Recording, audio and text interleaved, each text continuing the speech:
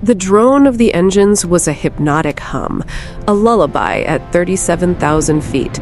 Flight 1217, a red-eye from New York to London, was its own little world, suspended in the vast, inky blackness between one continent and the next. Inside, 243 souls were wrapped in the quiet of shared transit.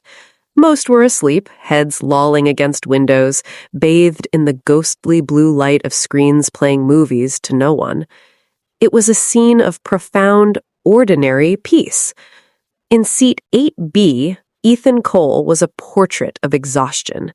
He was a man in his late 30s, with the kind of tired lines around his eyes that speak of long days and even longer nights. After a double shift, packing his daughter's suitcase and driving to the airport on fumes, he was finally succumbing to sleep. He was a single dad, and his entire universe was snoozing right next to him. That universe, 7-year-old Lily Cole in seat 8A, was not snoozing. For her, the plane was a palace of wonders. Her face was pressed against the cold oval window, staring at the silver wing slicing through the dark, its navigation light blinking a steady, reassuring rhythm. She was wide awake with the sheer thrill of it all.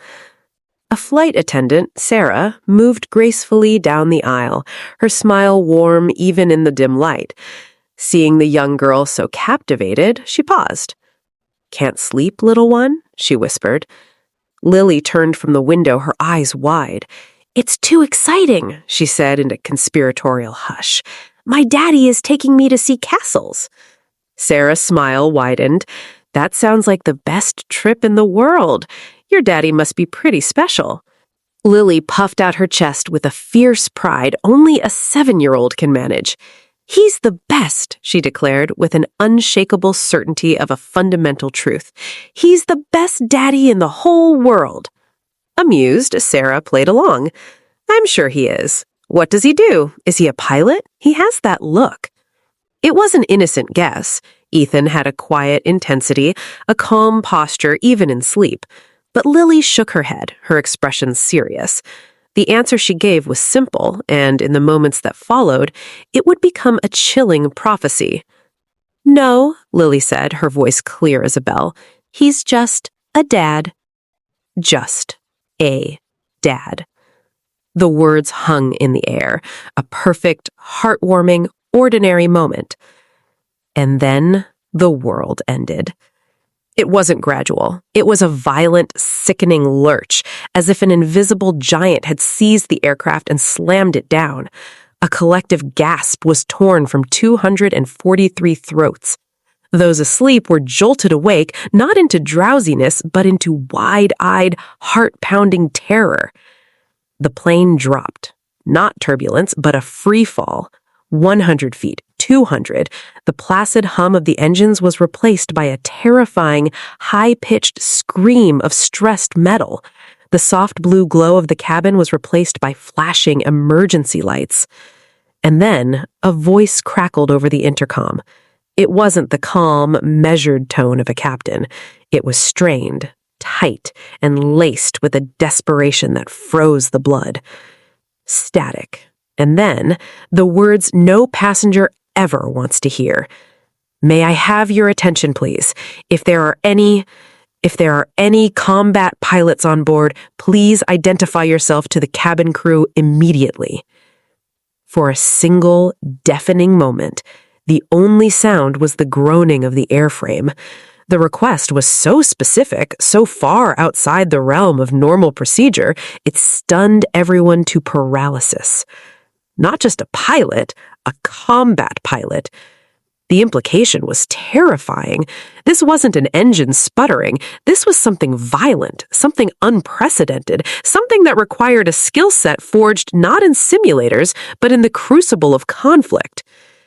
Ethan Cole was no longer asleep. The jolt had snapped him awake with an adrenaline surge that felt disturbingly familiar. While others were lost in a vortex of fear, Ethan's mind was already working. It was a reflex drilled into him over thousands of hours in a different kind of cockpit. He wasn't just a passenger feeling the fall, he was a pilot analyzing it. His long, dormant senses came alive. He felt the unnerving looseness in the plane's movements. He heard the terrifying changes in the engine pitch. His eyes darted around the cabin, not in panic, but in assessment. And then he looked at Lily. His daughter was thrown against her seatbelt, her body rigid. Her wide eyes were locked on his, searching for reassurance. In that moment, the chaos of the failing aircraft faded. The only thing that mattered was the terrified little girl in seat 8A. And the promise. It echoed in his mind, a vow made years ago. He had just returned from his final deployment, knelt before a 4-year-old Lily, and promised her, and the memory of his late wife, that the sky would no longer be his master. No more flying, Daddy. No more danger. Just us. He had hung up his flight suit. He had buried his past. He had become, in his own mind, just a dad. The captain's voice repeated the call, more strained this time. I repeat, if there are any military-trained combat pilots on board, please make yourself known. We have a major flight control system failure. Major flight control system failure was a death sentence. It meant the pilots weren't really flying the plane anymore. They were just wrestling with a multi-ton metal beast with a mind of its own. Ethan's chest tightened. To answer the call was to step back into the world he fought so hard to leave. To stay silent was to condemn his daughter and everyone else to almost certain death. There was no choice. There never really was.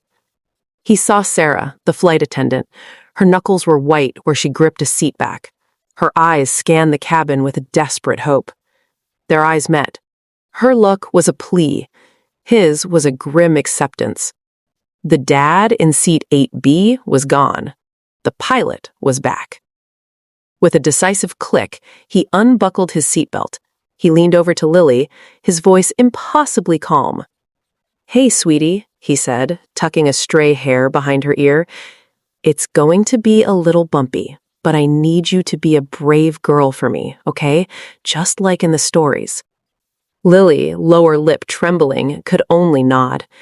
He turned to the terrified woman behind them. Please, Ethan said, his voice steady, commanding. Look after my daughter. She simply nodded, her eyes wide. Ethan squeezed Lily's hand one last time, then he stood up and began the longest walk of his life. The aisle of an airplane is narrow on a good day. Now it was a gauntlet. The plane gave another violent shudder, and Ethan braced himself, his movements fluid, practiced. He wasn't a passenger stumbling through chaos. He was a man on a mission, his focus lasered on one thing, the cockpit door. A drink cart blocked the path. Without breaking stride, Ethan and another passenger shoved it aside. People were crying, some praying. A man was yelling a final message into his phone. Ethan ignored it all. He had to. Excuse me, please let me through. He finally reached Sarah, who was trying to secure the galley. Hope flickered across her pale face. I can help, Ethan said. The words were quiet, but cut through the noise with an authority that was impossible to question. Sarah's eyes searched his. Cockpit protocol is sacrosanct. Letting a passenger in was a monumental risk. Sir, she said, her voice trembling but firm, what are your qualifications? The plane lurched again, a sickening sideways yaw throwing them against the bulkhead. They didn't have time for a resume. My name is Ethan Cole, he said, his eyes locked on hers. I was a captain in the United States Air Force. I flew F-22 Raptors. I have over 3,000 flight hours, many in compromised or combat situations. Now, are you going to let me help fly this plane, or are we all going to die? The mention of the F-22, a premier air superiority fighter, hit with absolute credibility. Sarah's training and fear battled for a split second, but the cold certainty in his eyes made the decision for her. She grabbed the intercom. Cockpit, this is Sarah. I have a passenger here. He says he flew F-22s. The reply was immediate, a desperate crackle. Get him in here, now. The click of the cockpit door unlocking was the loudest sound Ethan had ever heard. As he pushed it open, he stepped out of his quiet civilian life and back into the world he had sworn to leave forever. The moment the cockpit door opened, Ethan was hit by a wall of chaos. A symphony of alarms blared, the shrill beep of the master warning, the guttural tone of a stall alert, and a robotic voice repeating the same grim words, "Flight control, flight control." Captain Miller was fighting the yoke, his knuckles white, sweat plastering his shirt to his back. The first officer was frantically flipping switches and tapping at screens flashing red. "What's the status?" Ethan's voice cut through the noise, calm and sharp. "Complete catastrophe," Miller barked. "Lost all primary hydraulics. Backup pressure is plummeting. Fly-by-wire is shot. We have no elevators, no ailerons. It's like wrestling a ghost. We're flying a brick with wings." Ethan didn't panic. This was worse than he could have imagined. A commercial airliner is entirely dependent on its hydraulic systems. Without them, the yoke was just a placebo. They weren't flying, they were just along for the terrifying ride. He eyed the instrument panel. He saw the drooping needles and red lights, but he also saw the engine gauges. The engines were still running. They had power, and power meant a sliver of hope. He put a steady hand on the first officer's shoulder. "Stop. You're chasing ghosts. The stick won't help you." The first officer looked up, his face a mask of desperation. "But what do we do? We have no control." "Yes, we do," Ethan replied, his gaze fixed on the engine display. "We have the engines. We have thrust." Captain Miller turned to look at him, really look at him for the first time. He saw the unnerving lack of panic in Ethan's eyes. "What are you suggesting?" "Differential thrust," he said.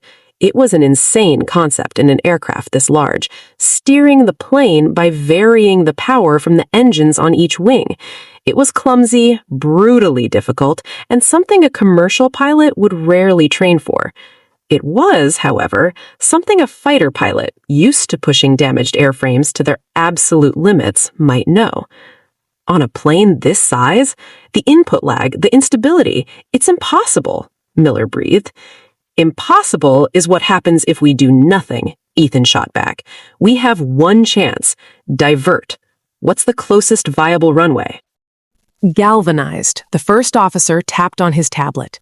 "Reykjavik, Iceland. About 400 miles out, but the weather's bad. Crosswinds and low visibility." "It'll have to do," Ethan said, then looked at Captain Miller. "Captain, I need to be in that seat. I've done this before. Not in a bus like this, but I've brought back a bird with half a wing and no hydraulics. I know the feel of it." It was the ultimate breach as protocol. For a captain to relinquish his seat to a passenger is unthinkable. But Miller looked at his dead controls, felt the plane lurching, and looked into the eyes of the man beside him. He saw a pilot. With a deep, shuddering sigh of defeat and hope, Captain Miller nodded. "She's all yours." Ethan slid into the first officer's seat, his hands immediately finding the throttle controls. They felt bulky compared to a fighter stick, but the principle was the same. "I have the throttles," Ethan announced, his voice now the dominant one. "Disengage from the yoke. Just let her be." His hands moved with delicate grace over the throttle levers, tiny incremental nudges of power, a little more on the right to counter a drift, a little less on the left to bring the nose down. He was feeling the aircraft, listening to it, anticipating its every wounded movement. His mind flashed to a scorching desert sky, the cockpit of his F-22 filled with smoke, a gaping hole in his wing. He'd been a kid then and had coaxed that broken machine home on nothing but engine power and sheer will. The memory was a nightmare, but right now, it was his greatest asset. "Air traffic control, this is Transatlantic 1217, he said into the radio, his voice a paradigm of calm. "We are declaring an emergency. Total loss of primary flight controls. We are diverting to Reykjavik, maintaining control via differential thrust. We repeat, we are flying on engines only. We will require the longest runway. a full emergency response, and a great deal of luck. The stunned silence from the other end of the radio was answer enough. In the cockpit, 37,000 feet over a black, freezing ocean, the three men worked as a team, and Ethan Cole, the man who was just a dad, flew. He wasn't using a yoke or a stick. He was wrestling a giant back from the abyss with nothing but his hands, his memory, and a promise to a little girl in seat 8A. The next hour was an eternity. Every gust of wind was an enemy. Ethan's world shrank to the glowing engine gauges and the artificial horizon. His shirt was soaked, his muscles aching from the constant, tiny adjustments. In the cabin, the mood had shifted from panic to a heavy, terrifying resignation. The flight attendants, led by Sarah, moved through the aisles, their voices steady as they went through emergency landing procedures. Sarah knelt beside seat 8A. Lily was awake, her face streaked with silent tears. "Your daddy is a very brave man," Sarah whispered, her voice thick with emotion. "He's helping the pilots. We just need you to be brave too, okay?" Lily looked at her, eyes filled with fear, but she nodded. Her faith in her father was the only stable thing in her world. Back in the cockpit, the first officer's voice cut through the tension. "Landfall. We have the coast of Iceland. 10 minutes to runway." A faint string of lights appeared through the stormy darkness. Reykjavik. It was the most beautiful and terrifying thing Ethan had ever seen. "Okay," Ethan said, his voice a low growl. "This is it. Gear down. We do this in one shot. There's no go-around. Not for us." The landing gear dropped, and the plane shuddered, adding a new, terrifying drag. Ethan's hands danced on the throttles, fighting the lurch, keeping the nose pointed at the light. He wasn't just flying anymore. He was talking to the plane, begging it to hold together. In his mind, he was talking to his daughter. "I promised I'd get you home, Lily. I promised." 500 feet, Captain Miller called out. The runway lights rushed up to meet them. The crosswind was a demon shoving them sideways. 100 feet. The world was a blur of rain and light. 50 feet. 40. 30. He could feel the ground effect, the undercushion of air beneath the wings. He pulled back on the throttles, trying to coax the plane down. 10 feet. Brace. Brace. Brace! The touchdown wasn't a landing. It was a controlled crash. The right main gear hit first with a deafening bang, and the tire exploded. Then the left gear slammed down, and the plane veered violently right. Ethan shoved the left engine to full power, a desperate, last-ditch attempt to straighten them out. Metal screamed against asphalt.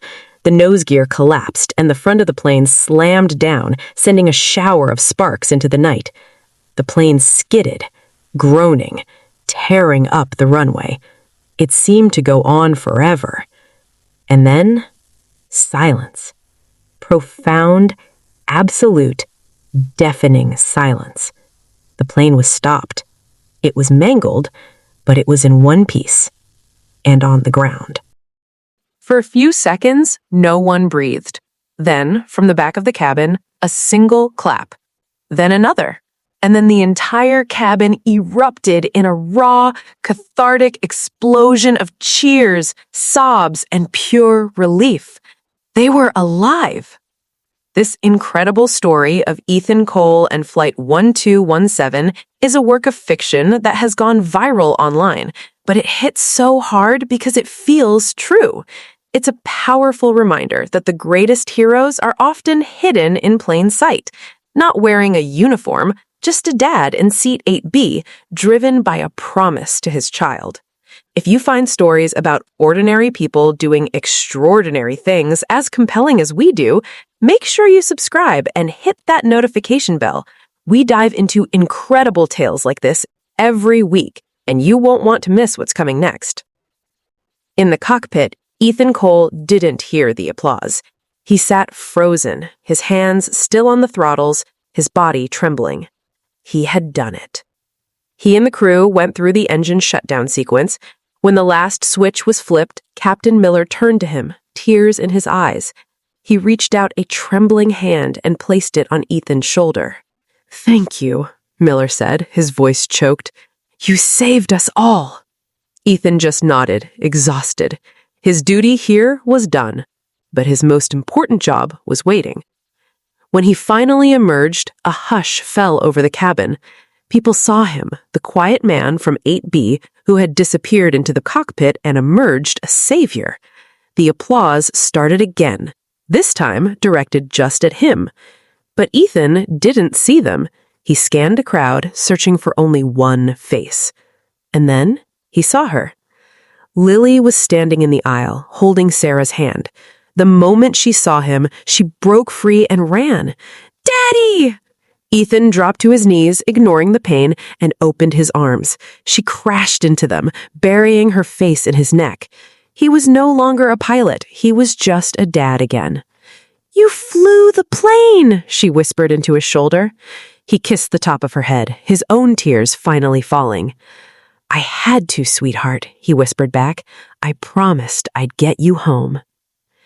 While the specific story of Ethan Cole is fictional, it draws inspiration from the very real heroism of pilots like Captain Chesley Sully Sullenberger, who safely landed U.S. Airways Flight 1549 on the Hudson River, and from documented cases where off-duty pilots and even passengers have stepped up in a crisis. This story isn't a factual account, but a powerful allegory. It reminds us that heroism isn't about a title or a uniform. It's about what we do when faced with the impossible, and who we fight for when everything is on the line. And sometimes the most powerful motivation in the world is simply the love of a parent for their child.